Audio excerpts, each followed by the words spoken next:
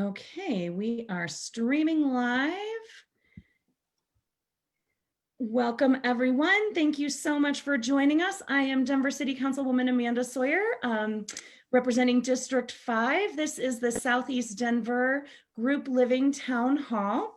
I think many of you know that we have been working for about a year, and this process has been going on for about 3 years, working to make some changes to our group living zoning code. And so thanks so much for joining us. There have been a lot of questions and a lot of misinformation out in the community about this text amendment. So before we get started, just want to do a round of introductions and welcome everyone.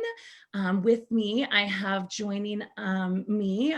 Let me start by introducing Councilwoman Black. So Councilwoman Black, why don't you start, and then we will introduce everyone else.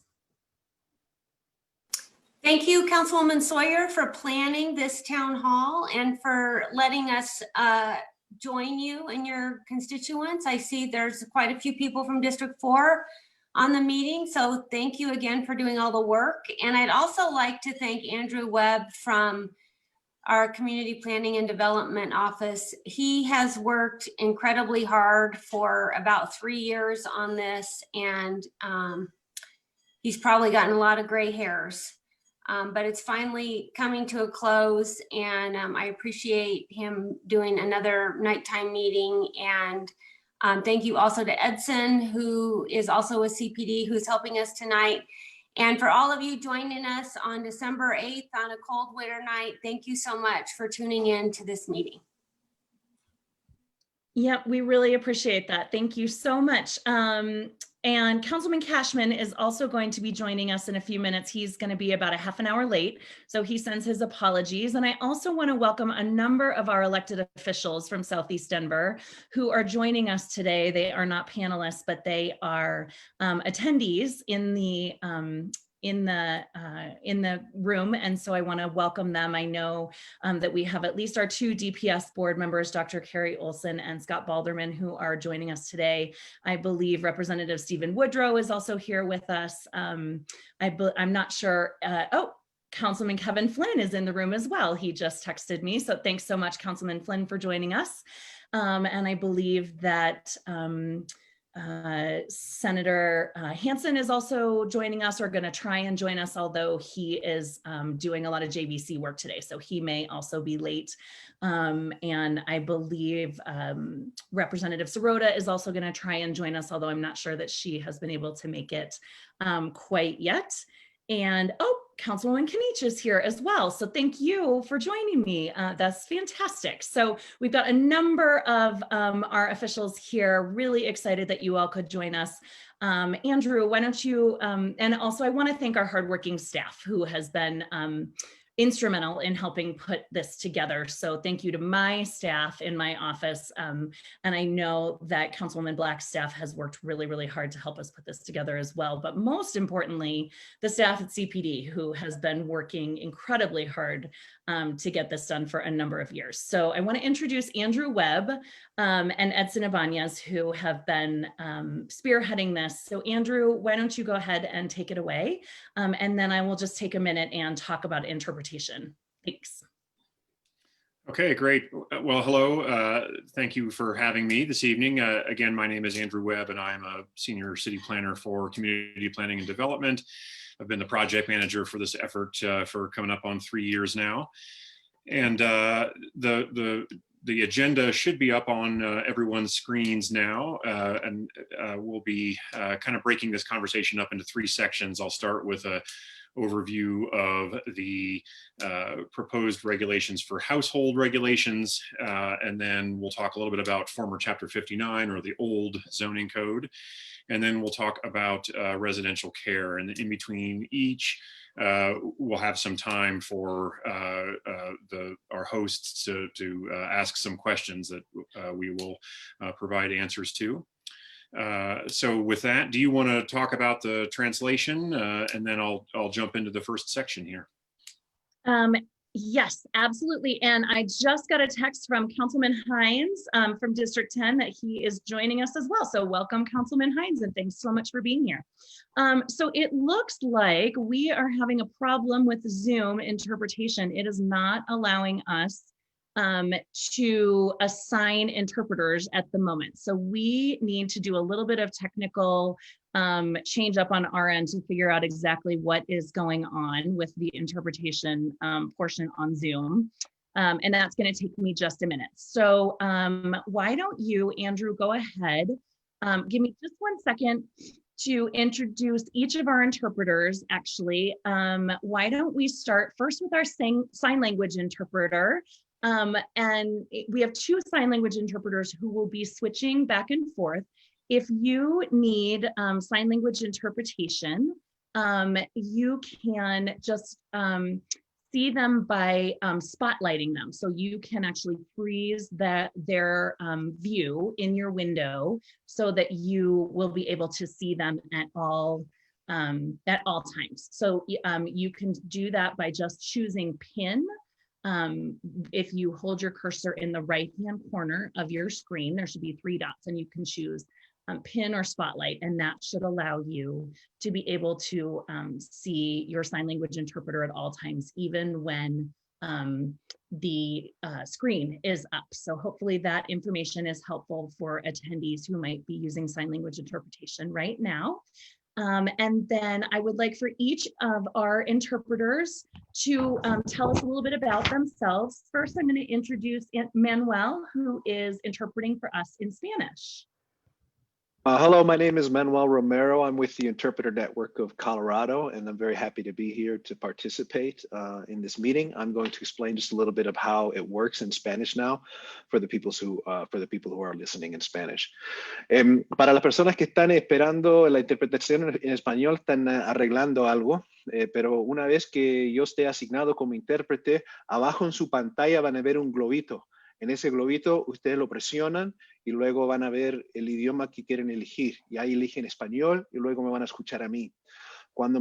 Si quieren no escuchar a la persona que está detrás mío, presionan el botón que dice apagar audio original o mute original audio.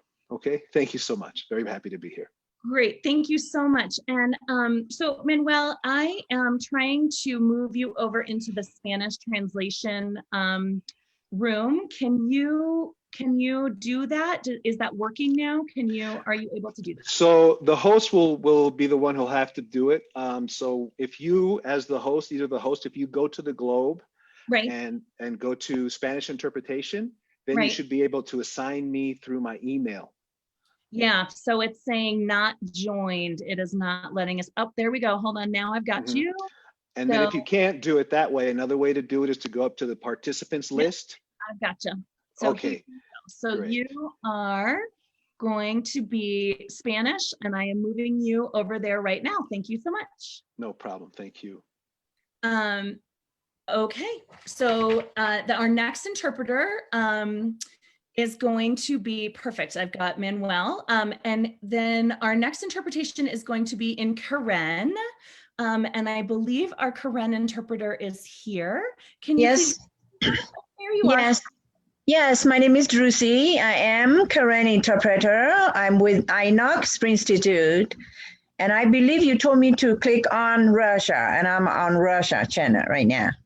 Perfect. Thank you so much. So can you please just let people know to say, can you please introduce yourself in Karen, and then just let people know on this channel that if they would like to interpretation in Karen, that they should go to click on the globe and choose the Russian channel.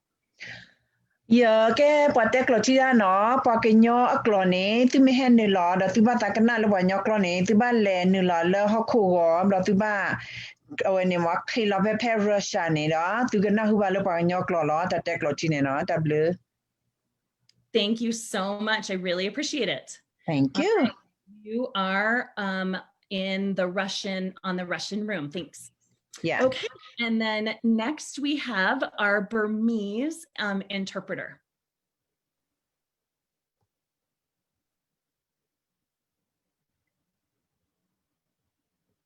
And you know what? I think I need you to switch over to the to turn off your interpretation so that you can come over to the English channel and speak to everyone, and then you switch back over to the regular channel.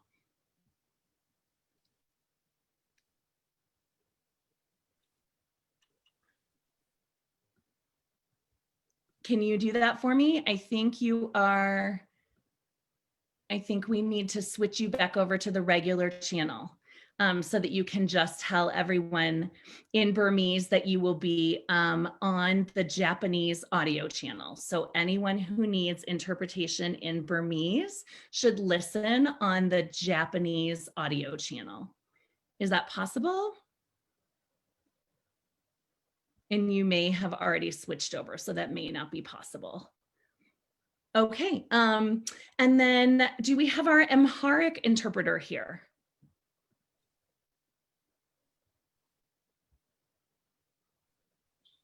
Yes, yes, I am.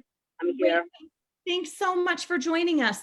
And can you please do me a favor and introduce yourself, and then please tell anyone who needs Amharic interpretation to switch over to the French audio channel? Sure. My name is Burhane. I'm the Amharic interpreter working with the Spring Institute. I'm glad to be here to attend. We got a lot of knowledge, not only to interpret, honestly speaking.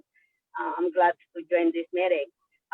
ምናልባት አማርኛ ተናጋሪ እዚህ ውስጥ ካላችሁ ራሳችሁን ትሉና እንረዳችኋለን። እናመሰግናለን። Thank you. Thanks so much. Really appreciate that. And I'm going to hit the button now so that if you need Amharic interpretation, please go to the French channel. There you go. And then let's try again with Burmese. So if you need Burmese interpretation, please go to the Japanese channel. But if our Burmese interpreter is available to come back over into, just turn off your interpretation for a second, to come back over into the English, to the main channel, and just speak to the community and let them know that if they need Burmese translation to go to the Japanese channel, if that's possible, I'd really appreciate it.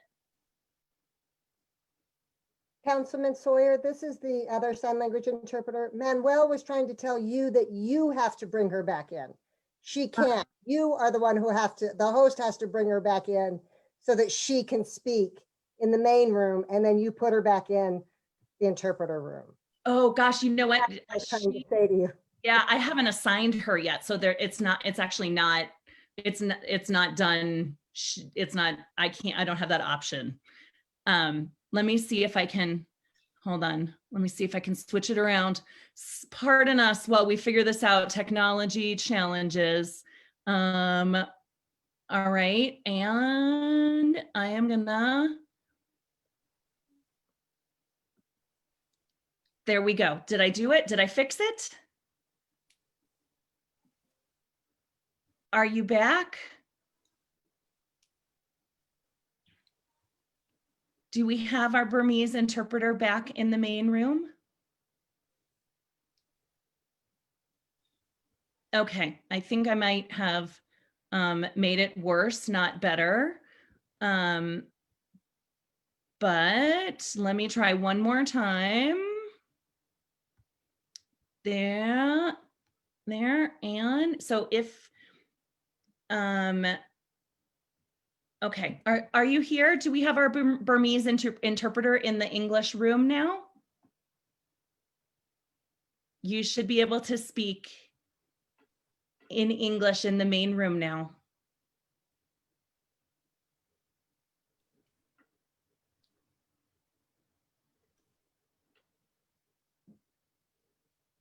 Yeah, no luck. Okay. Well, hopefully the information has translated. If you need Burmese interpretation, choose the Japanese channel. And that is now officially switched over. Okay. So Andrew, thanks so much for that. Apologies that it took about 20 minutes to get all of that done, but hopefully all of our interpretation is now ready to go. And so Andrew, why don't you get started? We will have Edson be answering questions in written in the Q&A section, and then we will be stopping throughout the course of this conversation to answer questions. So how we're going to do this is we're going to look at kind of the each of the sections separately, and then we will kind of go from there. So we'll start with the number of, a little background, the number of people in a household, Chapter 59, and residential care. I think what's most important to talk about here is to just set the stage that we really want to have a positive conversation moving forward. We really want to make sure that we talk about finding solutions to our housing crisis and bridging the gap here between where we started, where we were in the early fall, and where we are today. So we look forward to having this conversation. We look forward to a constructive conversation. And if there are people who are detracting, if there are people who are making comments that are not meant to be constructive, we're going to go ahead and ignore those comments and move forward with the conversation in a more constructive and positive way. So just want to set those ground rules and get started from here. So thanks so much, and take it away. Great. Well, thank you so much, Councilwoman Sawyer, and everyone else for hosting. I'll just jump right in here with just a brief overview of the reasons why we're doing this project. So this is a proposed set of updates to the Denver zoning codes, residential regulations for residential uses. And we are proposing to update them in several ways, and for a number of reasons. They currently prohibit the establishment of residential care facilities and that are desperately needed in the city, and prevent people from seeking affordable solutions like simply sharing housing. A lot of our regulations date back to the 1940s and 1950s, and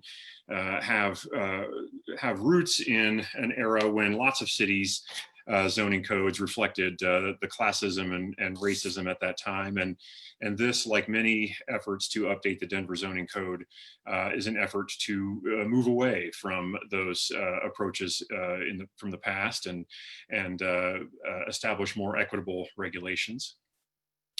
We also need to fix a lot of problems that have been technical problems that we have known for a long time, or that were identified through the course of this project with the Denver zoning code, including outdated and unclear language and unpredictable permitting and notification requirements. The zoning code is one of several documents that and sets of regulations that govern the use of private land here in Denver. It sets out the zone districts, or essentially the areas of the city where certain uses are permitted. It also establishes appropriate transitions and spacing between uses, and has basic building form and site design requirements, like how pedestrians access buildings, the location of parking relative to buildings in a public street, the height of structures, that sort of thing. There are other regulations locally and at the state level and nationally that govern land use as well. Those won't change as part of this project. Just to highlight a few, the Denver Revised Municipal Code sets the basic standards for housing in the city, the requirements that a house have a functioning bathroom, a furnace, a functioning kitchen, that sort of thing. The municipal code also contains the standards that we enforce for the maintenance of properties, the maintenance of lawns. The municipal code governs the use of the public right-of-way, such as parking vehicles in the street. And it also has regulations for the operation of some types of residential care uses, rooming houses, assisted living facilities, community corrections, that sort of thing. The city excise and licensing department, as well as the state, license some types of uses. Examples of those are community corrections, as well as assisted living. And then the Denver Building and Fire Code sets the basic safety standards for all structures in Denver.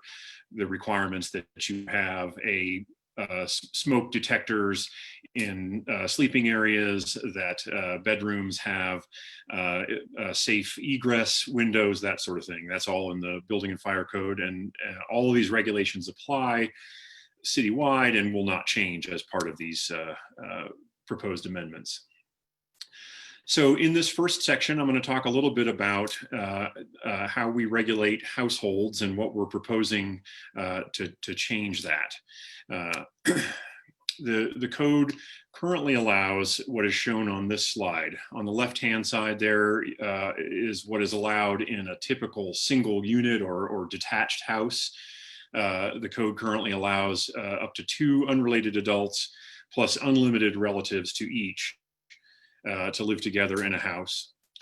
And then in multi-unit uses, and so that is duplexes and apartments, essentially everything else, the code currently allows up to 4 unrelated adults to live together plus unlimited relatives.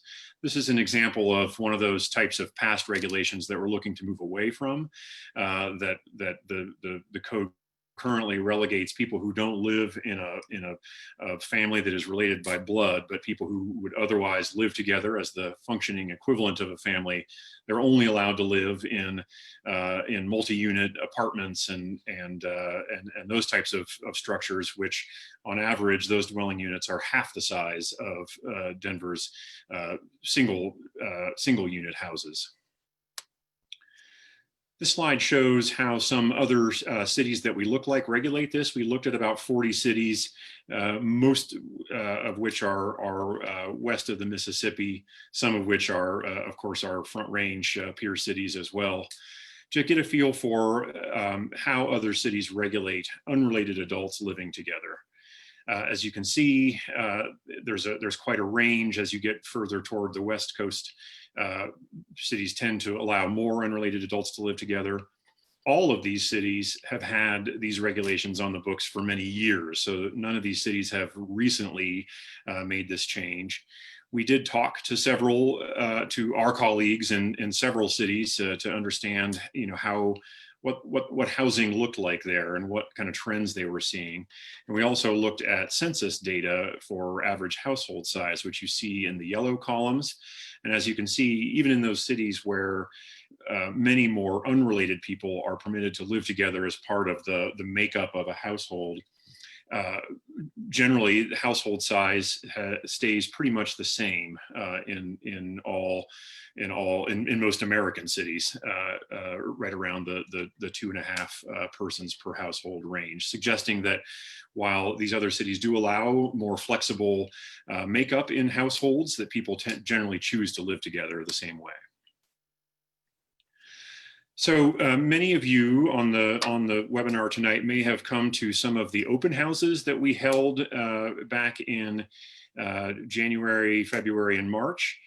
At that time, we had wrapped up about 2 years of work with our advisory committee and had come up with a set of recommended updates to the zoning code that we reviewed with the community at these open houses. At that time, the proposal for households was to move away entirely from regulating unrelated or related adults and simply just allow adults per household. And so at that time, we proposed up to 8 adults of any relationship in any dwelling unit, with provisions for more unrelated adults in larger dwelling units with no maximum number in those larger dwelling units. One of the reasons for this is that the state group home statute requires Colorado municipalities to treat groups of up to 8 unrelated people who fall into certain protected classes as a household for the purposes of zoning. And so at that time, we sought to try to match up the way we regulate all households to what is currently allowed for protected classes in homes without some sort of formal care structure. We took feedback during and after those open houses and got a lot of input. A lot of people were very concerned about this perception that houses could become overcrowded and that this would that allowing this additional flexibility would change the character of neighborhoods. And so in consultation with many stakeholders and the advisory committee, we revised the proposals in May to what you see on this slide. And this is what we took to the planning board in August. That proposal would have allowed up to 5 adults of any relationship with unlimited relatives to each in any dwelling unit. And I should just highlight here again that the code currently allows any number of related people to live together. There is no limit on the number of people who are all related who can live in a house or in an apartment or in any other structure or dwelling unit. This proposal would have also allowed more unrelated adults to live together in larger dwelling units, 1 per 200 square feet over the median Denver household or house structure size, I should say, to a maximum of 10 adults in any household. And we had proposed some minimum off-street parking requirements for households with more than 5 adults. In response to concerns we've heard from neighbors and from communities about off-street parking and a perception that allowing more unrelated people to choose to live together would result in more demand for on-street parking. We came out of planning board in August and brought this set of proposals to the City Council's Land Use, Transportation, and Infrastructure, or LUTI committee in September. At that time, we worked with the committee chair to set up a series of 6 meetings to discuss the individual key topics from this project. And when it came to households, we heard some key common themes in those discussions. There was support for allowing blended families to live together, something we see increasingly as people seek to find solutions to housing affordability, is that 2 different families might buy or rent a house together. We heard support for allowing some additional number of unrelated adults in a household. We heard, generally speaking, support for more flexibility and moving the government away from regulating who is and who is not a family, but within limits. It seemed that the external impacts, especially parking, seemed to be what really mattered, I think, to a lot of community members and council members. And generally, we heard that the regulations, wherever they land, should be simple to understand and enforce. And so we continued our discussion with the LUTI committee and ultimately landed on generally on what you see on this slide here, which we will be coming back and presenting to the LUTI committee and requesting a final recommendation out to the full city council later this month.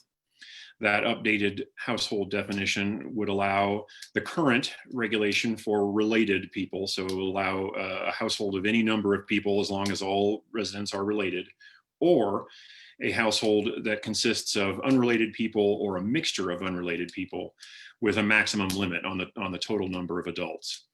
And so essentially any household that has where not every adult in the household is related, there would be a maximum cap regardless of house structure size in those houses. And we expect that we'll be recommending 5 as that number. So with that, I will pause and see if our hosts want to raise up any of the questions that have come out specific to the household size discussion.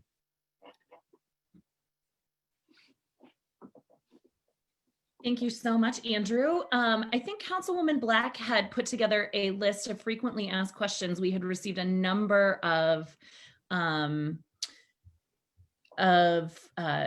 questions that were similar into our offices, and so we compiled that list. Councilwoman Black, do you want to start by asking some of those questions? Sure. One of the questions we've gotten a lot is, if there are 5 adults living in a home how many dogs or cats can be allowed to be in that home? That's a great question. So that would not change. The code currently allows, I believe, up to 5 cats and dogs, although it is, I believe it's a maximum of 3 dogs, if I'm not mistaken. Councilwoman Black, I will confirm that. And I will, and that would not change. So in a dwelling unit, the number of pets would not change as a result of these amendments. Okay, another question we get a lot, and I had a number of people email this to me, is who is responsible for enforcing excessive trash, weeds, noise coming from a house, or people, parking in the front yard and those kinds of things? Yeah. Absolutely.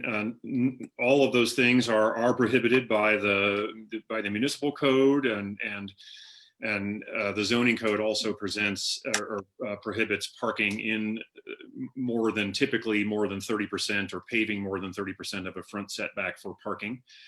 And our Neighborhood Inspection Services Division is the entity within community planning and development that enforces on those regulations. And they receive thousands of complaints via the 311 system annually, and they investigate each case and work to bring residents and property owners into compliance.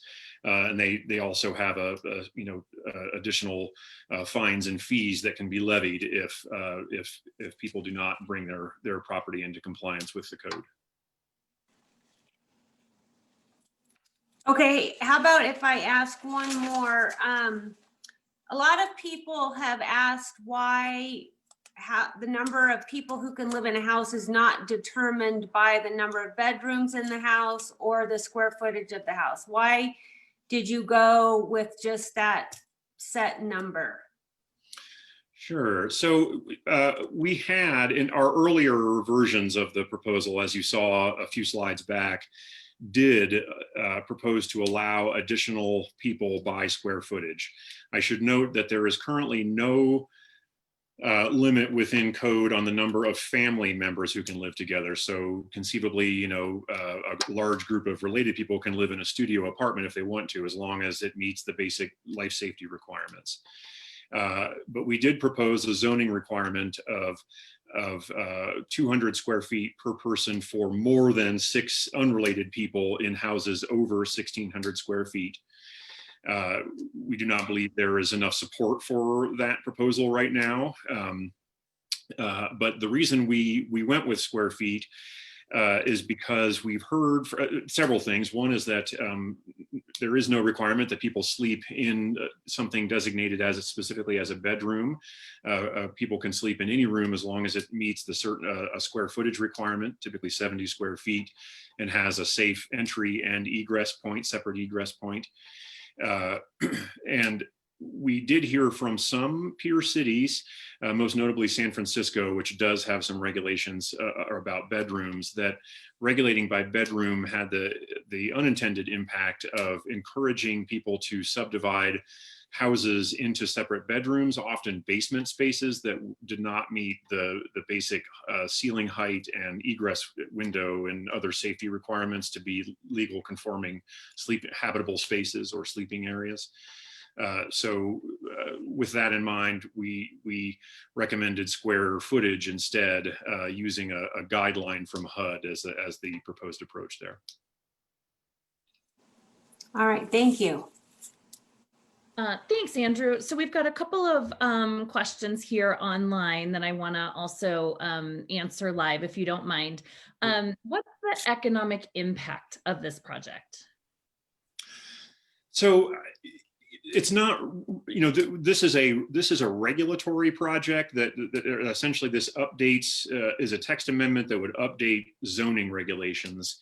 It is not a proposal to actually put housing of any type anywhere or require anybody to do anything new. And so when you change regulations, you essentially are, kind of getting out of the way of private citizens making decisions about their own what to do with their land, and this would add some additional flexibility for people who might choose to live together, as a household, as the functional equivalent of a family, or as a related family. But while there's really no way so there is no real way that you could meaningfully estimate the economic impact of that.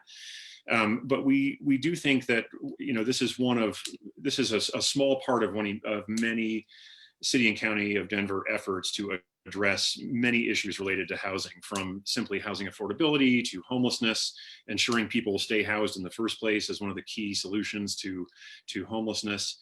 And so we do think that it will have a lot of benefits to people who are able to legally share housing for two families who might want to live together, or for a group of people who are just getting started in their careers or trying to afford, living in the city, to be permitted to live together and share those costs. Okay, great, thank you. So another question here, Harold is asking, what is the consideration when people come for a while, leave, and others come for a while? Is there a time limit, and who decides? So essentially, who is a guest, and what are the parameters around that? So when we seek to enforce on a code violation related to the number of people in a household, typically 30 days is the cutoff point. If somebody has been in a household for more than 30 days, they are a resident and are counted in the number of residents for the analysis of whether they're meeting the code requirement. And I should also highlight that the updated definition for nonprofit household seeks to be very clear about that these regulations, these proposed updates, would not allow rent by the room or rooming and boarding type houses to exist in neighborhoods. We're talking about people who have jointly chosen to occupy a property, who occupy the entire property, and who are not, kind of coming and going and don't know each other, essentially. Okay.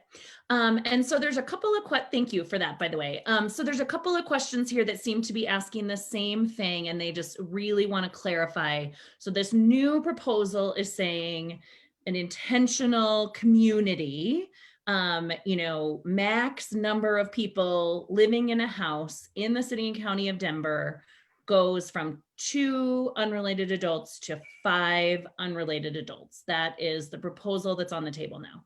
That is correct. Okay, great. So there's just a couple of questions asking about that. And then what does that do in terms of the conversation around co-ops? Yeah, so we know that there are a lot of households that are larger than that are made up of unrelated people, and depending on the zone district they're in, may not be in compliance with the current limit of 2 unrelated adults in a household. We had proposed the larger household option, allowing 1 more person per 200 square feet over 1,600 square feet, as a way to allow those much larger house structures to house more people. At this point, based on our ongoing conversations with council members, we don't see that there is support at this time to get something like that adopted.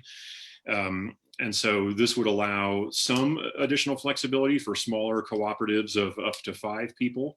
But moving forward, we will look at a few things. One will be, a way to address some of the existing cooperative households that are out there now, and potentially as a future project, a more detailed approach for allowing formal cooperative housing in larger structures. Okay, great. So can we talk a little bit then about cars? What does this mean in terms of cars, maximum number of vehicles per house? regardless of number of people who live there. Is that going to change? Is there a proposal on the table, or has that proposal been taken off the table with this new, with these new changes? So two answers to that. First, we had proposed when we had proposed allowing larger households, we had proposed some minimum off-street parking requirements for houses of 6 or more adults. Because we're not able to find support for that, we are not pursuing that approach at this point. However, we are, and this has been the case since we went to planning board, proposing a change to the general parking regulations. Right now, there is no limit on the number of vehicles that can be associated with a household. It's essentially 1 per licensed driver plus 1 additional car for the whole household. So if you have parents and 2 driving age kids, you could have up to 5 cars, for example. And there is no upper limit on that. We are proposing to establish a maximum of 6 vehicles permitted per dwelling unit on a zone lot, regardless of the number of people or licensed drivers in a household. Okay, great, thank you. What about unlimited relatives? So under the, can you talk about what does it look like under the current code?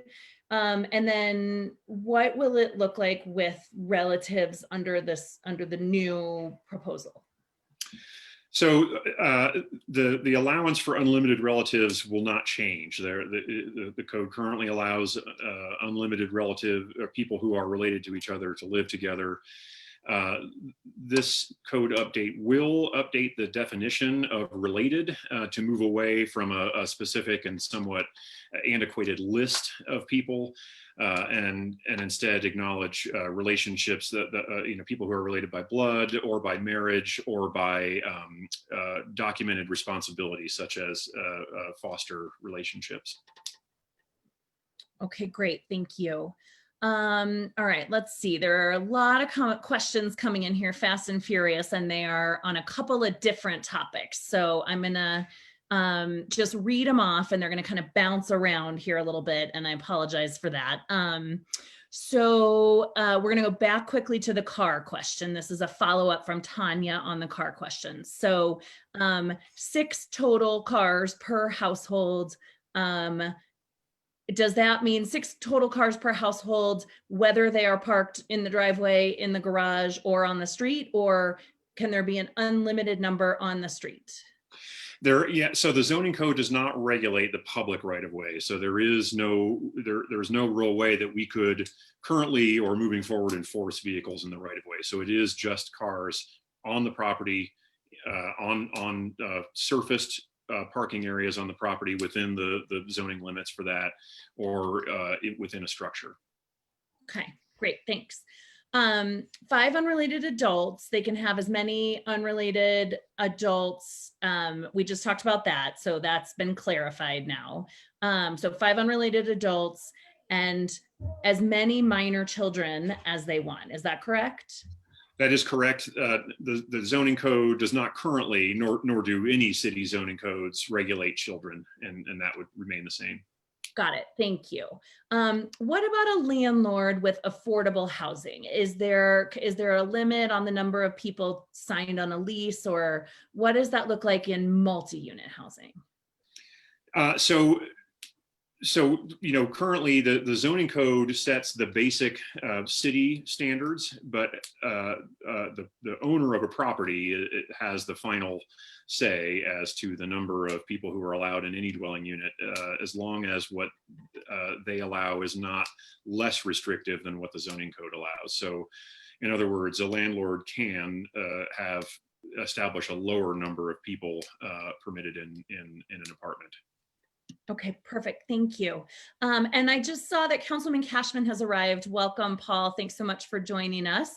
And let's do maybe a couple more questions on this, and then we can move on to, we've got Chapter 59 in residential care facilities to still get through. And I know there's a few conversations to be had around that stuff too. So let's see here. So there's a question here about interaction and impact on Section 8 housing, which I think is more of a question about residential care. So let's hold off on that one until we kind of get to res care conversation. Can I respond to that one real quickly? Yeah, sure. Please go ahead. So I think, you know, Section 8 housing is typically housing that is subsidized in some way, but it is, I believe, just typical housing and would not fall under residential care. And the zoning code does not regulate Section 8 housing any differently than it does any other type of housing. Great, thank you for clarifying. That's great. Okay, so there's a couple of questions here about complaints, violations, fines, fees, enforcement. Can you talk a little bit about what that looks like? Sure, yeah. So I would certainly encourage viewers to visit the city's website and Google Denver Neighborhood Inspection Services, because there's a lot more information there about how they do enforcement, what they typically enforce on. But typically the fines for not coming into compliance typically start at $55, and then they can go up to $150, and then they can get as high as $999. And then, you know, the city can certainly ultimately, if they have to, take people to court as well. The city does keep a list of derelict buildings that have been abandoned, that they have performed some sort of abatement on and put a lien on the property. So there are several steps that our enforcement teams can take to bring people into compliance. What I will say is that the majority of the calls that or the cases that are opened end with the residents coming into compliance with the zoning violation or the municipal code violation, as the case may be. Thank you. Okay. So by allowing 5 unrelated people to share a house, does that mean private residences become rental properties? Can you clarify the contractual aspect of this proposal? So I think there's a little bit of kind of confusion around what this is really meaning to do. Yeah, so the zoning code and the city itself does not regulate whether or not properties are rented or owner occupied, and it is roughly 50-50 in Denver, in line with other cities. We know that, you know, currently there are lots of people who are related to each other who rent housing, and groups of people who are not related who rent housing, and that wouldn't change. But what this would allow is for people to legally choose to jointly choose to occupy a property, even if they are not all related to each other, the people who live as the functioning equivalent of a household. So, you know, to the point about, I think I had mentioned the update to the definition that would specify that the household does not include rent by the room type operations. And if an enforcement call was made on something like that, the enforcement team would, you know, ask people about their relationship, ask if they actually know each other, and in the past has, and in the future could ask for documentation of leases and that sort of thing to try to determine, as they do their investigation, the type of household it is. And if it is indeed being run as kind of a rooming and boarding house, the property owner would be informed that they would need to rent it out to a single group of people, or look for properties in zone districts that allow rooming and boarding type uses. Okay, great, thanks. With budget cuts for this year and next year, how will NIS Neighborhood Inspection Services manage if this passes soon? They're stretched thin, and fines sometimes don't matter. They're paid, but the violations continue. So, you know, basically, how is anything going to change, if anything going to change at all? So a few ways to look at that.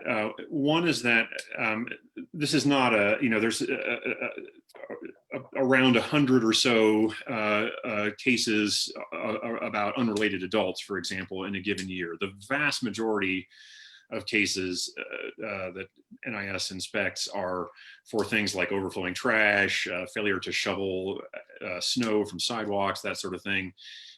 This is a small part of the larger universe. We do believe that we know that there are a lot of households that, that exist out there essentially under the radar that are groups of unrelated people who are living together. And this would, by allowing more people to live together without, trying to control for only allowing families to live together, we believe will be opening up more capacity for our neighborhood inspection staff who are dealing with cases like this to really focus on the houses that are an egregious problem, where there really is an overcrowding situation, where there are other zoning violations that are happening at the same time, like parking in yards and that sort of thing. So we believe that by allowing some very typical households to exist without making them a zoning violation, that will free up our staff for that additional time. But with additional time to really focus on the real problems. But I would also note that what we've learned from other cities and looking at data, we don't expect a sudden change or shift in the way people live together, or a sudden onslaught of new households of unrelated people to overwhelm our staff. We've worked with our enforcement staff throughout this process, and they are confident, and we are confident that they'll be able to enforce. Fantastic, thank you. Well, I really appreciate all of this, and I know that there are other questions, but we've got more to get to because this is a really big law. So why don't we put a pin in this part of the conversation, move on, and we can always come back to it at the end. So why don't we move on to Chapter 59 conversation, because I know that there's a lot of Southeast Denver that is in the old code zoning, and it's an important part of the conversation. Thanks. Yeah, absolutely. So this is something that maybe a lot of people don't know, but Denver actually currently operates under 2 zoning codes. The Denver zoning code was adopted in 2010 and covers everything that you see in gray on the map that's up on your screen now. And when it was adopted, there was about 20% of the city that had either customized zoning or planned unit development, or PUD zone districts, that didn't have a clear analog in the Denver zoning code, and so were not updated at that time. The city has been working with property owners and slowly bringing properties that are under the old code into the Denver zoning code since 2010. But as we have continually updated the Denver zoning code to keep it up to speed with the way people actually live and the way various types of uses actually operate, not just residential, that has highlighted certainly the inequity of having one zoning code that is continually modernized and one that is somewhat locked in time. So the areas that you see there in that salmon color are the areas of the city that are currently still under former Chapter 59. This breaks it down by council district, so you can get a better feel for, especially here in Southeast Denver, what that looks like. And then this breaks it down by the actual zone district type. So the residential districts are those that should be showing up, hopefully, in yellow on your screen, or maybe a kind of a green color. And then the other color codes there are for commercial, mixed use, and industrial districts. So we're looking at this in a couple of, how to address this in a couple of ways. Again, we hear the issue about the challenge of having 2 codes and 2 different sets of regulations. It's challenging for us as well. And especially as we're proposing to allow more flexibility in households and allow people more options and choice on how they choose to live together. We agree that areas under former Chapter 59 should also have similar regulations, and we're looking at addressing this in a couple ways. In the near term, we're going to look at an approach that would not actually change zoning, but would essentially bridge the Denver zoning code household definition to areas under former Chapter 59. And I'll talk a little bit about that more on the next slide.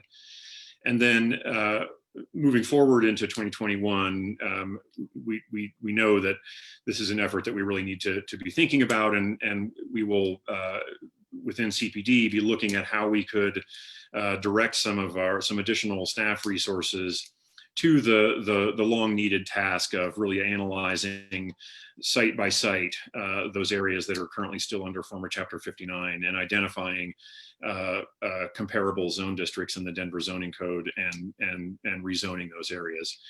Both of these, and we'll look at that in a couple ways. One could be, a large, perhaps a residential or legislative rezoning at some point, or we're also exploring applicant-driven opportunities where, as people come in for development approval, perhaps having to rezone into the Denver zoning code. That first step we would expect would start early in 2021 and would begin with outreach to the neighborhoods that are still currently under former Chapter 59. And essentially would work the same way that a text amendment to the zoning code works. We would go to the planning board for a public hearing, go through the Ludi committee, and then to the city council for a public hearing, the same as we would for a zoning code text amendment. So that's the basic overview on former Chapter 59, and I'm glad to go back over those slides as we, if they help inform some of the questions that come up. Awesome, thank you. So I actually, before I know Councilwoman Black has a couple of questions to get started on this, but I actually have a question of my own about this because much of Lowry is in the former Chapter 59 zone district. And as we're going to see, one of the things that is going to change when we go into kind of discussing what comes next with residential care facilities is that some of the different options are potentially going to be excluded from some zone districts. And if that is going to happen, I don't understand how if we do not determine what zone districts things in the old code are going to be in the new code, then things in the old code run the risk of potentially ending up in zoning that is, something that they might not want to be in, depending on what they could be assigned, potentially arbitrarily, right? How are we going to assign that? So I guess I don't understand how that's going to work. And I would prefer that it be sorted out before group living be, the group living ordinance be established. And if it isn't going to be, what assurances does my community have that this is going to be fair to them in some way? So we've done many updates to the Denver zoning code since it was adopted in 2010. And so anytime a property is rezoned out of former Chapter 59 and comes into the Denver zoning code, whatever the current updated regulations of the Denver zoning code are apply, and this wouldn't be any different. I should note that most residential care uses that are allowed in the Denver zoning code are also currently allowed in the in areas of former Chapter 59. So the change in area of former Chapter 59, the change in terms of what would be allowed in areas of former Chapter 59 would not be substantial from what is allowed there now with regard to residential care, especially with some of the revisions that I'll talk about in the upcoming slides. What would change would be that this additional flexibility for household regulations would apply. And so, certainly as we went out as we began outreach in early 2021 to look at that separate amendment to a different document than the zoning code, we would make sure that the people whose neighborhoods were in those old code districts had a clear understanding of what is allowed in areas under the Denver zoning code. Great, thank you. Councilwoman Black, do you have some frequently asked questions about the Chapter 59 issue that we gathered? I do. So I first of all think, Andrew, if you could clarify with people why the parts of our city that are in Chapter 59 are still in Chapter 59. I think people don't understand the complexities of changing it. Yeah. It's been 10 years since we passed the new Denver zoning code, and the intention was to move the whole city to the new code. That's but right. It's way more challenging. And I think people don't understand how hard that is and what the obstacles are. So could you first of all clarify that? Sure. So many of the areas that were not brought in to the Denver zoning code in 2010 were areas that had either tailored zoning, so like the waivers and conditions that used to commonly be attached to zoning, or planned unit development or PUD districts that have kind of a custom approach to zoning in certain areas. Others had approved site plans that had not been developed yet, but were based on former Chapter 59. And then many areas just were simply, they were already developed, already completely built out, and had either a lot size or a setback requirement or some other technical aspect of whatever got built didn't have a clear match in the Denver zoning code. And so rather than run the risk of automatically making a bunch of existing neighborhoods non-conforming or approved site plans outdated, those properties were left in former Chapter 59 at that time with the intent that they would be brought into the Denver zoning code and that former Chapter 59 would ultimately be retired. And since then, it's been a very busy 10 years for the city, and other important issues have been priorities, but we've certainly always kept it back in mind that we needed to come back and revisit former Chapter 59, and certainly this project has been a real opportunity for us to better understand the equity issues there and the challenge of operating under two codes. So each of those properties, each of the areas that you see there in that salmon color will take some thoughtful analysis work by staff to examine what was originally done with the zoning there, what has been built, and to try to identify whether it's new PUDs or simply zone districts out of the Denver zoning code would be applicable, but it's going to take a lot of really careful analysis as well as a lot of outreach to those neighborhoods. Thank you. And under a Chapter 59, how many people can live in a house, and what kind of residential care can be in those neighborhoods? So the current regulations for residential care and household definition that are in the Denver zoning code are almost identical in former Chapter 59. Most of the current regulations in former Chapter 59, in the Denver zoning code, were actually just brought right out of the old code and into the new code. So the current household definition and generally speaking, the current regulations for residential care uses are all applicable in former Chapter 59.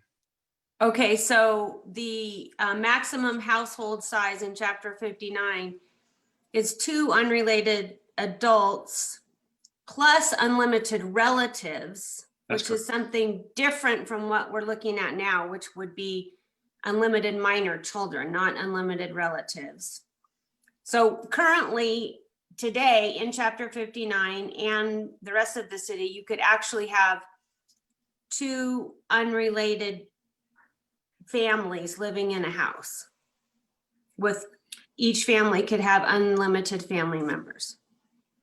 Yes, but with some exceptions, because the Denver zoning code does not, and former chapter 59 do not consider marriage to be included in those relatives. So if you have 2 unrelated adults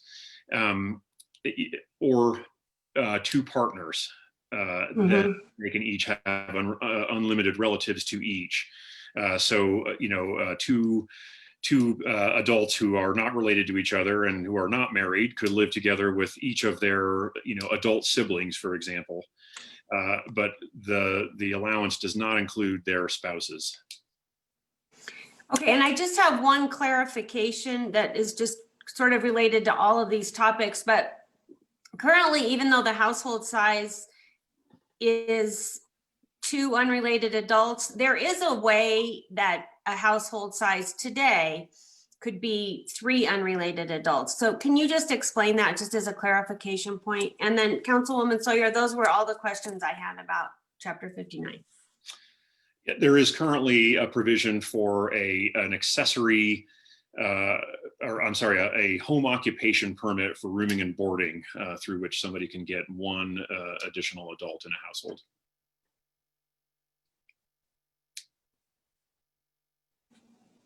So just to clarify for people, even though the household size limit today is 2, it is possible to increase it to 3. That's correct. Okay, thank you. All right, thank you. So let's go through and see, we've got a number of questions, but they're pretty general questions around, not so much around chapter 59, but a lot around residential care. So I think it might be better for us to move on to residential care, and then we can kind of come back and have a conversation and do kind of a wrap up of a lot of different questions. But I think there's a lot of questions that are really touching on residential care. So it might be best for us to move forward into the residential care conversation, and then we can come back. Thanks. Of course. So this next section, we'll talk about residential care, which is the other big category within the zoning code's residential regulations. You can see some examples there. Residential care includes all types of uses where essentially people receive care from on-site staff, typically as a condition of residency. Excuse me. So what we originally recommended to the planning board was to consolidate all of the current residential care uses into a single type and just simply call it residential care and establish a clear definition that allows permit reviewers to consider a project that's been brought in for a zoning permit, and if it is, if some sort of care is going to be provided by staff as part of a person's residency, then that would identify it as a residential care use, subject to the additional requirements of off-street parking, that sort of thing. We propose to move away from the current approach of identifying different types of residential care uses and having different regulations for each, especially those for some of our most vulnerable populations, like community corrections and shelters for people who are experiencing homelessness. We also wanted to ensure the code allowed and encouraged the more equitable distribution of residential care facilities around the city, especially in places where residents can have access not only to the benefits of living in community, but to the day-to-day needs like shopping and employment and transit. I had mentioned up front that we wanted to clarify some of the the notification requirements. And so we are proposing a new upfront public meeting requirement for any facility serving 11 or more people with mailed notification both to residents, to property owners and renters and businesses within a certain distance of a subject site. We are updating and clarifying the spacing and density requirements, which I'll talk a little bit about more here in a couple slides, to ensure that facilities don't concentrate in any one area of the city. We've been discussing these with the Land Use, Transportation, and Infrastructure Committee since December. We've heard a lot of common themes, generally support for allowing people to access residential care in their communities, in the communities that people live in and where they have access to their daily needs. Encouraging that equitable distribution comes up a lot. Moving away from regulations that exclude people based on their housing status or the type of care that is provided, and ensuring that we are in compliance with the Fair Housing Act, with the state group home statute, and other regulations. We also did hear concerns from council members about a few key issues. The one that we heard a lot about, and we've heard this from community members throughout the project, is allowing community corrections uses, specifically in our lowest intensity residential zone districts. Community corrections, distinct from a correctional facility, community corrections, sometimes more commonly called halfway houses, are facilities that serve people who are nearing the end of a period of incarceration, but are not yet done with a sentence, not on parole, and provides an opportunity for those people to begin seeking employment and kind of re-entering the communities that they'll eventually be transitioning back into without restrictions. But we have heard a lot of concerns from the community about allowing those directly in neighborhoods. And so in response to what we've heard, we are proposing to prohibit community corrections uses, specifically those uses serving non-paroled individuals, in single and 2-unit zone districts. Another key issue that we heard a lot of concern about is that currently there is no requirement for essentially preventing or for spreading out or limiting the density of the smallest residential care facilities. And so in response to feedback we've received, we are proposing a new density requirement, density use limitation to the smallest facilities, what we would call type 1 residential care. So this would be a new requirement that doesn't currently exist in the code for the smallest facilities. That would mean that no more than 3 additional residential care facilities of any size could exist within a 1-mile radius of a subject site proposed for a new type 1 residential care facility.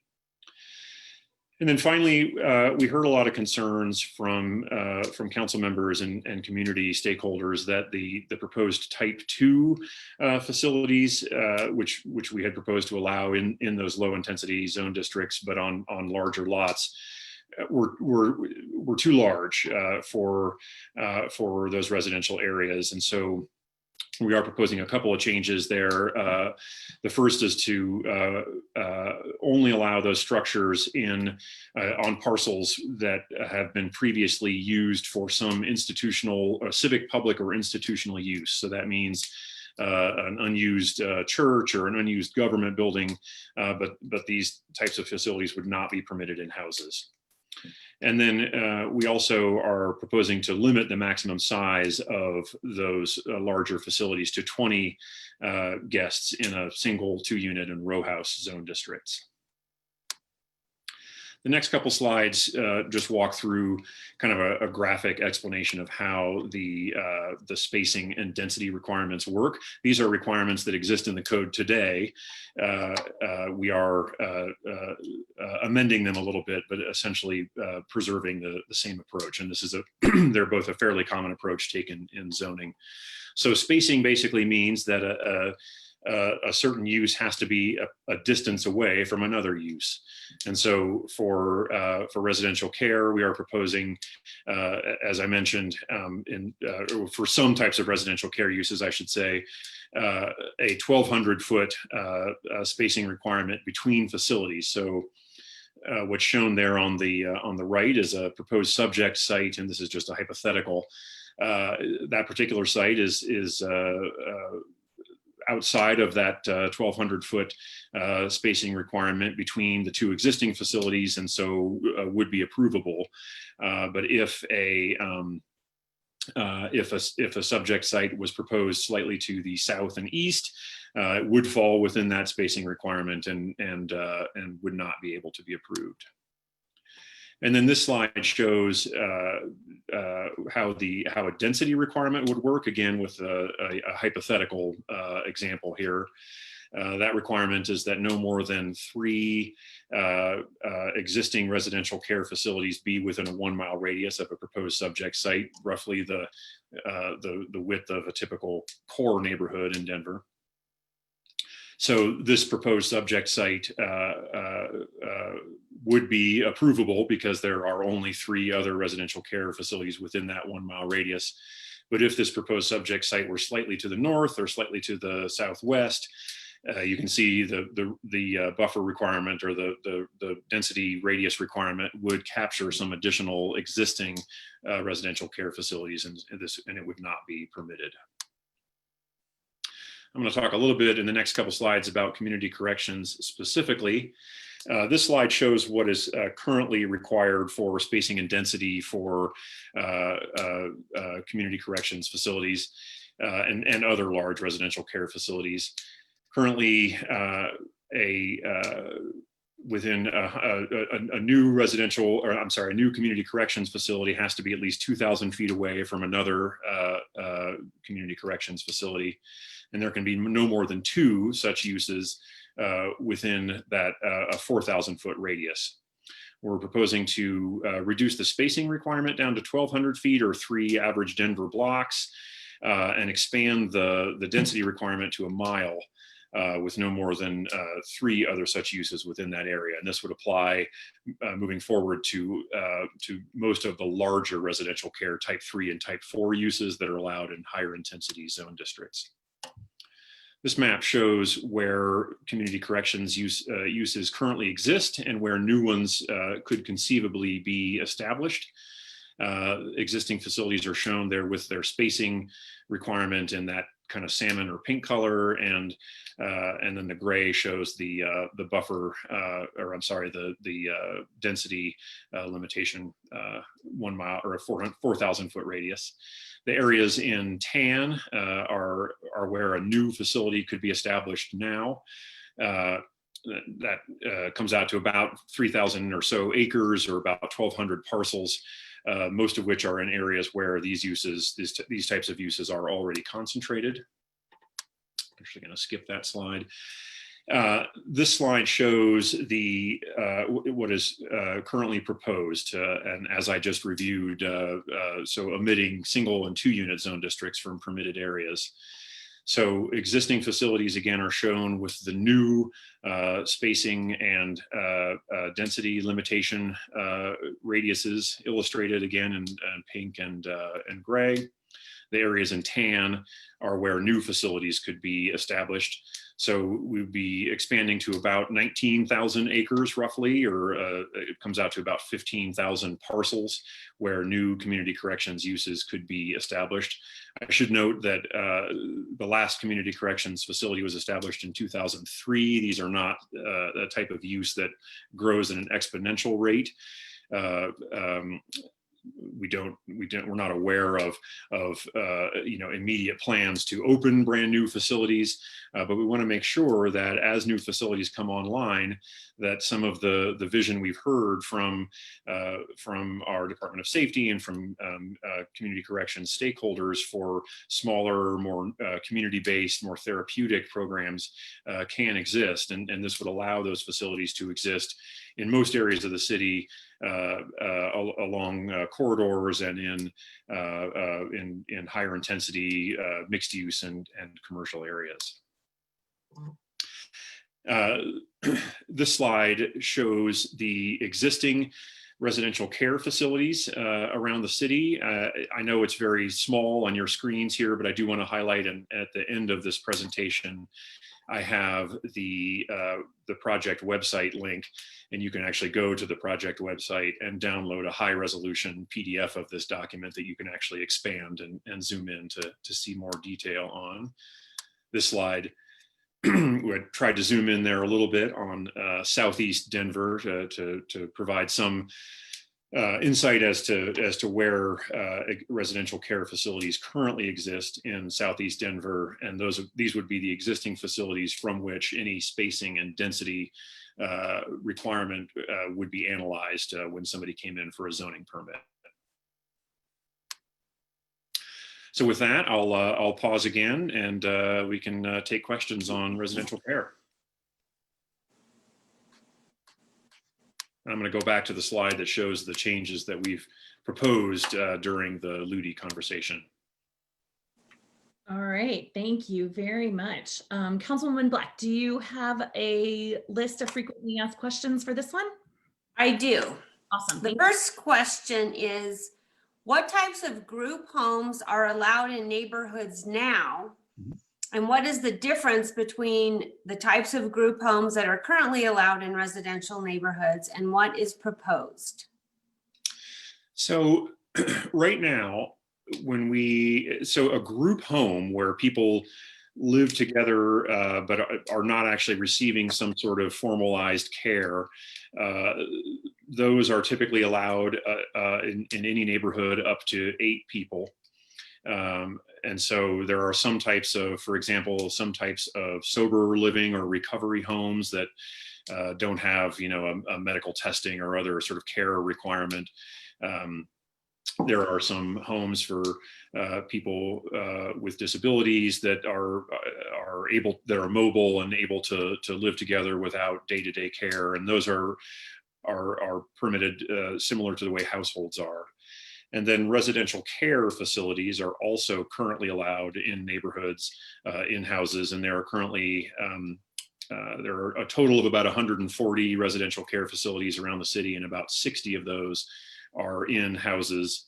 And those are range from small assisted living facilities to small rehab clinics and recovery homes, small nursing homes, that sort of thing. Those are allowed now.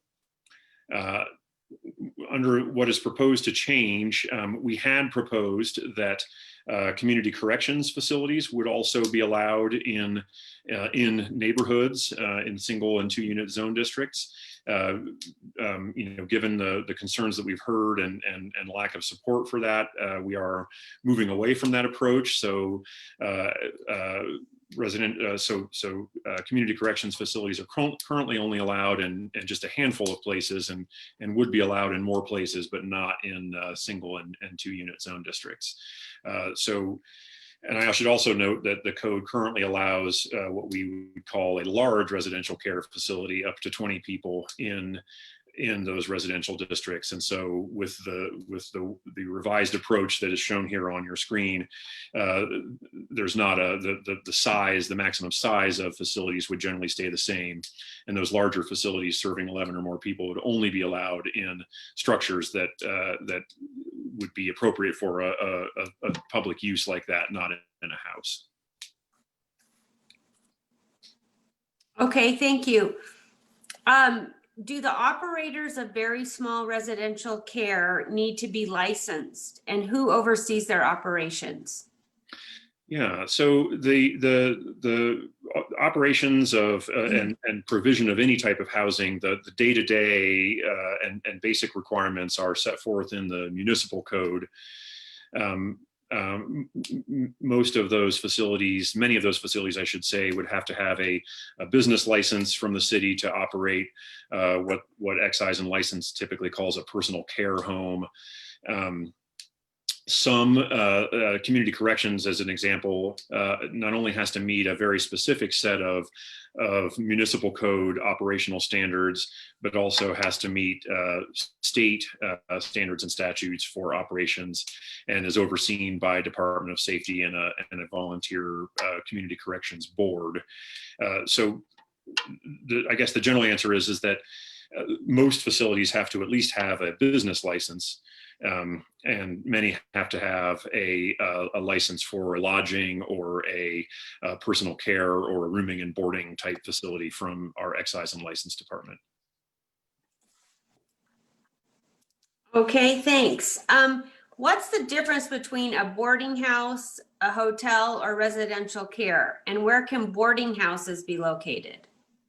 So boarding houses are currently allowed in higher intensity residential districts that allow residential uses. So generally speaking, they're allowed in districts that permit multi-unit uses like apartments. And boarding houses are distinguished from lodging uses in that boarding houses are intended for what we would call permanent occupancy, which is anything over 30 days. All right. One question is, there's a closed church in my single family neighborhood. It seems like it could be a great group home for people who are homeless. Is this possible in the proposal? Yes, and I should highlight that this is most likely also possible now. But yes, these proposed changes would allow for the adaptation of a former church for a residential care facility.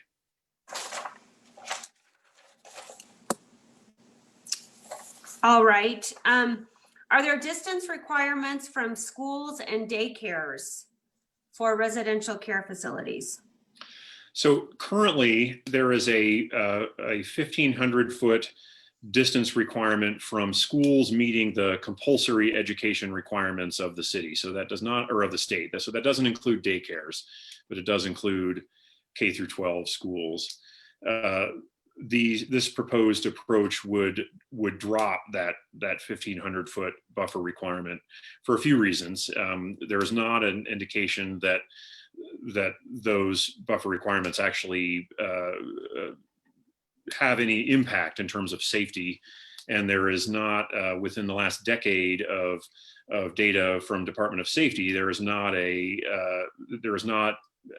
any incident of violent or property crime that can actually be associated with the presence of a community corrections facility. These are facilities have to have 24-hour security. There are many guardrails that ensure the safety of those facilities, and we looked at how peer cities address this, especially the spacing requirements, and what we've seen is that the spacing requirements where they do exist are generally arbitrary, and we are not proposing to retain them. But there is the requirement that facilities have some distance from each other, so you don't have the concentration of facilities in any one area. And as you see here on this slide, that particular type of facility would not be allowed in the right-in neighborhoods in the lowest intensity zone districts. Okay, and then there's a question about something that we talked about at Ludi last week, which was about residential care permits running with the land. Mm-hmm. Can you shed some light on that and that discussion that we had at Ludi last week? Yeah, so currently almost all uses in the zoning code run with the land. And so, because the zoning code does not really regulate the operators of any type of use, whether it's a store or a house or anything else. And so the code does currently stipulate that residential care use permits are personal to the operator. We have heard some requests to allow the transferability of use permits, and I should highlight that any new operator would still have to meet all the licensing requirements for whatever the type of facility it is. But as currently proposed, we would align the residential care zoning permits with other types of zoning use permits in the code and make them run with the land so that they could be transferred to a new operator. And I should say, I'm sorry to interrupt. I should highlight that if the new use is a like for like use, somebody would not be able to take an existing assisted living facility, for example, and then open a community corrections facility. In that case, if there are substantially different use limitations for a different type of facility, they would have to come back for a new permit, go through the public meeting requirement again, that sort of thing. All right, and the last question I'm going to ask is about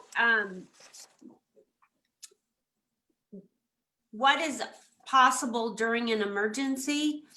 You and I talked about this earlier today, but I think there's a lot of confusion about that, about the difference between, say, in a single unit neighborhood, if there is a residential care facility and there's an emergency situation, how many people could stay there and for how long?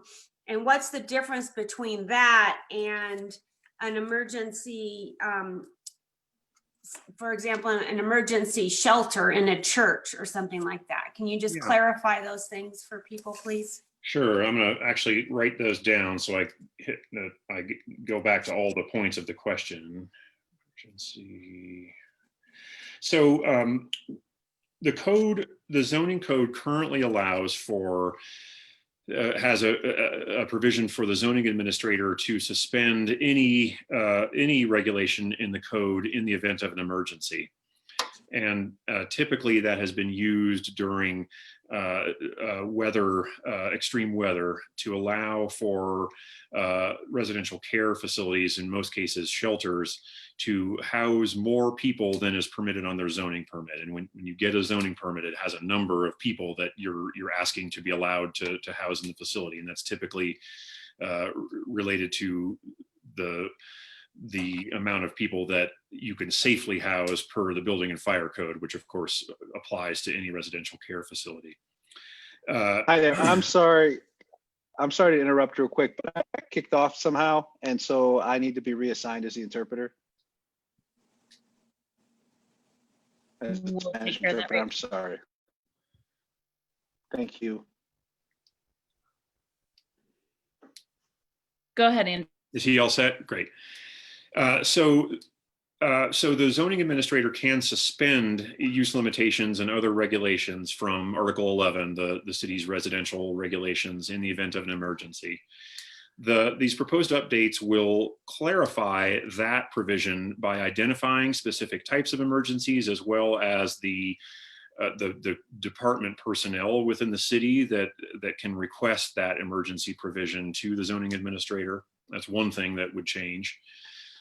We are also proposing to establish a new short-term emergency provision to allow for a residential care facility to house additional people in the event of kind of a localized emergency, such as a fire that affects housing. And that would allow for a residential care facility to house up to 125% of the number of people permitted on their zoning permit for up to 10 days in the event of an emergency. No more than 10 days, and after that, you are not allowed to do that again for 120 days. So it's not something that could just exist on an ongoing sense.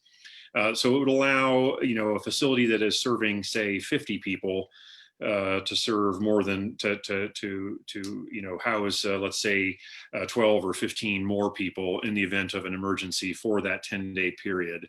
in a small type 1 facility, which is the type of facility that would be allowed in single and 2 unit zone districts and is similar to what's currently allowed in those districts. Essentially, you could have 2.5 additional people is what you would get with that 125% of your capacity for up to a period of 10 days. And notification of the zoning administrator for record keeping purposes would be required. And then you asked about the type of shelter that a church might be able to provide. And I do want to highlight that that's a different regulation. So the code currently has a provision for what we call seasonal shelters that allow for religious, what we call religious assemblies, which is a zoning code language for church, or a government entity or a nonprofit to operate a seasonal shelter for up to 120 days per year. We are proposing to retain that provision, but expand the number of days allowed to up to 130 days per year, so that a network of providers can offer a year's worth of shelter services without having that sort of long-term impact on any one particular neighborhood where they're located.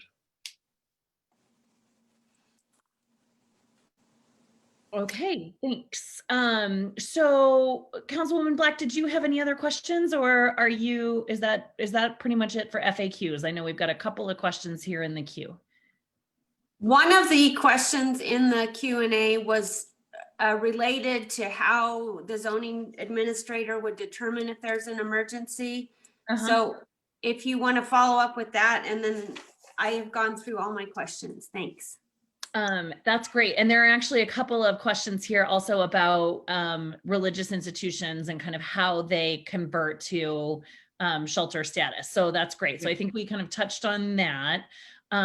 So under the new emergency language, a religious institution would convert to a shelter status if they, how does that work? Can you just really quickly explain how do the RNOs get notified? Do the neighbors get notified? What happens there? So religious assembly uses, churches are currently allowed to operate, to shelter people without a zoning permit as an accessory use. And the language that is currently in the code would, for specifically to churches, would be brought forward verbatim. But the building and fire code requirements do apply. So if a church is actually going to offer overnight shelter for people, and this is currently the case, they would have to, demonstrate that they have a sprinkler system, that they have adequate egress and entry points to any area that was going to be used for this particular purpose.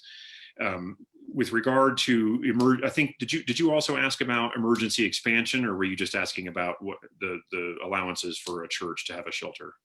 It was asking about emergency as well. Okay, so for emergency expansion, and I would encourage visitors at the end here. You'll see my contact information. As a matter of fact, I'll pull it up now to go to the actual proposed amendments, and you can see the full language for what is proposed. But it would currently, what is defined as an emergency is essentially any emergency that the city determines. There is a new proposed list that would clarify that with a list of extreme weather events, a terrorist attack, a chemical spill, that sort of thing. And so I would encourage folks to go to the Group Living website here, click on the most recent draft, and you can actually go read the actual language. And I think we have a couple of frequently asked questions on the site that go into more detail about that as well. Perfect, thank you. And is there a red line draft on the site? Is there like a markup of the difference between what came through planning board and what we are going to be looking at on December 22nd? Yes, so The document that's on the website right now is the planning board draft, and it does use red strike through to show the language that and underlining to show the language that is proposed to be struck from the code and added to the code. We will add, when we provide the packets to the LUTI committee in advance of the December 22nd hearing, we will include a new strike through document with green text showing the new changes that have been made during the LUTI process, during the committee process. And so anything that has changed since planning board will be shown in a new draft, and it will be shown in green with the red still there to show what some of the older amendments were. And we will post that on our project website on the Friday prior to the LUTI committee meeting on the 22nd. Great. Okay, thank you. And so in terms of timeline, before we kind of get to timeline and next steps, which I want to take the kind of the last 5 minutes and talk about next steps. Let's go to questions. We've got a bunch of questions here and they're kind of all over the place. So let's go through some of the clarifying ones first.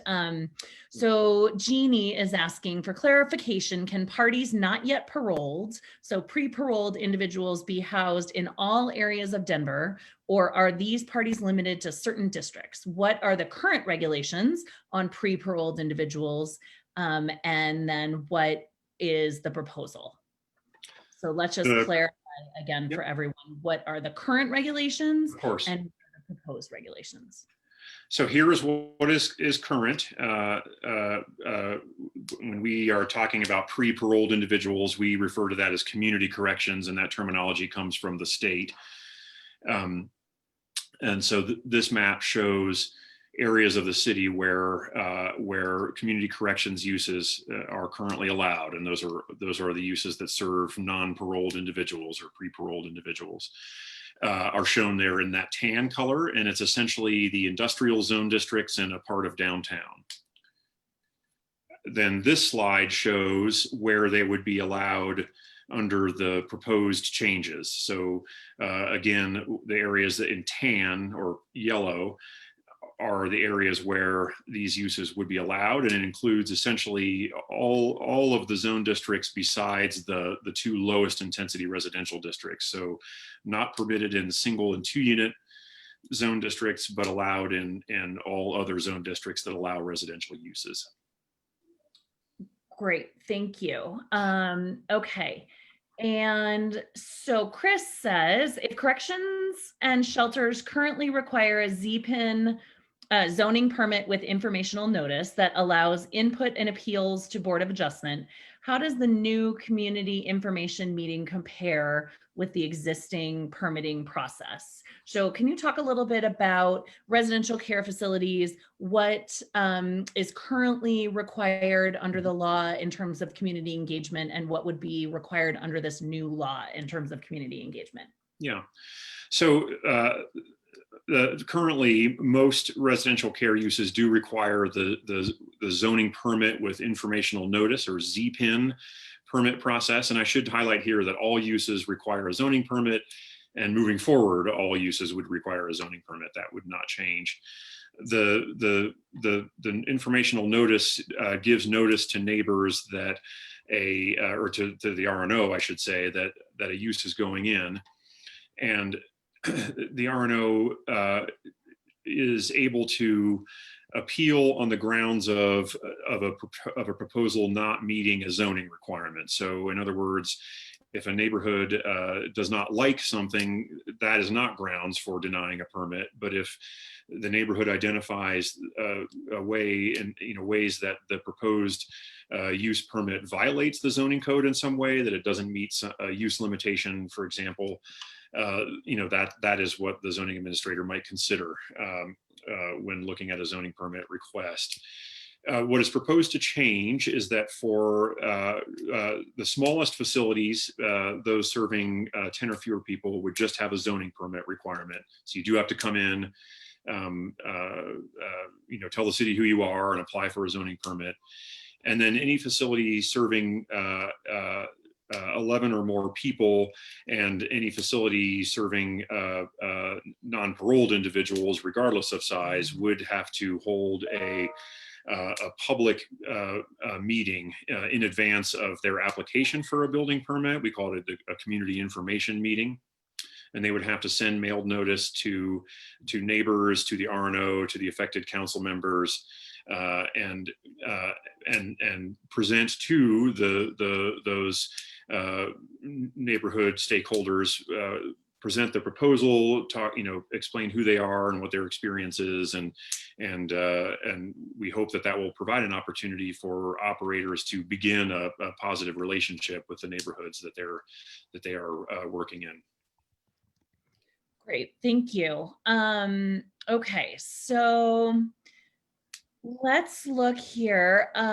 What happens, this is actually an interesting question. What happens if a church is in a single unit district or a 2-unit district and the church closes? What comes next? So the question is, if there's a church in a single or 2-unit zone district and it closes, yep, what could happen? Right, what happens then? Yeah, so it's up to the property owner ultimately if they want to sell it to another church organization. But residential care uses are currently and moving forward would still be permitted in those residential zone districts, and so it is possible that an operator of a residential care facility could acquire or lease a closed church and operate a residential care facility in it, as long as it meets all building and safety requirements for residential uses.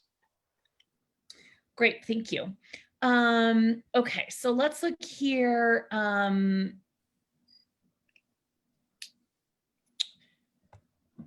Residential care facilities and community corrections. Why can't we use the language in Chapter 59 to regulate residential care facilities? It would allow CPD oversight and biennial reviews. This was suggested in Ludi by Amanda Sandoval. So that would provide conditions to be met for use permits. This provides oversight and regulates impacts on neighbors. The community meetings in the current code by no means provide the accountability part that's part of the Chapter 59 code. So you and I talked a little bit about this, but this was brought up in Ludi by another council member. And do you want to talk a little bit about kind of the difference there and what the city's response to that question is? Yeah, so that is correct that in former Chapter 59, there is a requirement for a biannual review and renewal of a zoning use permit. And we are proposing to retire that. We don't use that, and that was not brought forward in the Denver zoning code. And we are not proposing to put it back in the Denver zoning code. An overarching goal here is to make it is to move away from obstacles to the housing that we need for what is often our most vulnerable populations.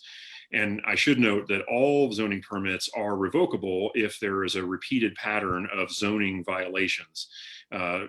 Zoning permits can't be typically are not revoked for violations of regulations that have nothing to do with zoning. But if an operator is violating the actual zoning requirements, then there are grounds for revoking a permit. And so there are in the Denver zoning code, there are provisions for addressing a situation where an operator is not meeting the requirements of the zoning code. But the person who asked is correct that we are not proposing a renewal process, but are rather we issue use permits, and the ongoing operation of those facilities is typically regulated outside of the zoning code, but we certainly do enforce when zoning violations are found at those properties.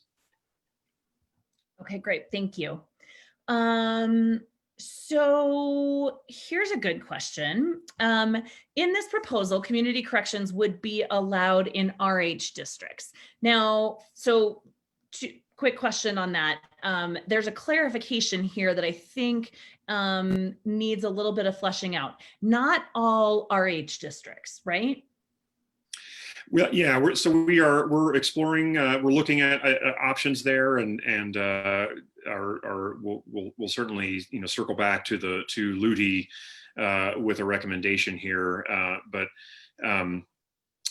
currently we are proposing not to only prohibit them in single and 2 unit zone districts, although we have heard some requests for RH, and we are looking at potentially RH 2.5, which is the lower intensity version of the row house district. The RH3 and RH3A districts do allow some other more intensive uses. RH3A allows apartments in some cases, and so we're trying to strike a balance between addressing some of those concerns, but ensuring that we have places where these types of facilities are allowed, that the people who they serve can have access to day-to-day needs and the ability to be in the communities that they'll eventually be transitioning back into. So currently, when we came to Ludi,